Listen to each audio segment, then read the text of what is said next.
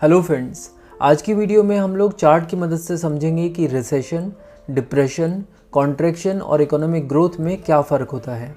यहाँ पर इस चार्ट में वाई एक्सिस पर आप जीडीपी की वैल्यू को देख सकते हैं और एक्स एक्सिस पर आप डिफरेंट क्वार्टर्स को देख सकते हैं।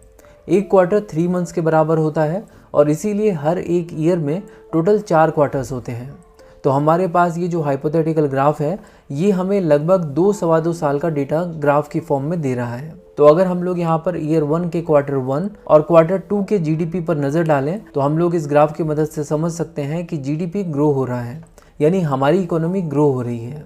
इसके बाद अगर हम लोग क्वार्टर 2 से क्वार्टर 3 के डेटा को देखें तो यहाँ पर भी हमें इकोनॉमी ग्रो होते हुए दिख रही है। इनफैक्ट हमें इकोनॉमी ज़्यादा तेज़ी से ग्रो होते हुए दिख रही है।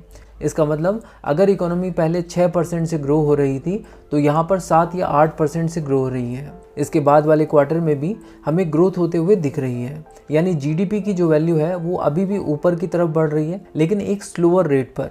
तो इस तरह की सिचुएशन को ग्रोथ एट स्लोअर रेट कहा जाता है। इसके बाद ईयर 1 के क्वार्टर 4 से ईयर 2 के क्वार्टर 1 के बीच में हम देख सकते हैं कि ग्रोथ रेट जो है वो डिक्लाइन हो रही है। तो जब भी किसी क्वार्टर में जीडीपी डिक्लाइन होती है तो उसे कॉन्ट्रैक्शन कहा जाता है और इसी तरह इसके बाद वाले क्वार्टर में भी हमें कॉन्ट्रैक्शन देखने को मिल रहा है।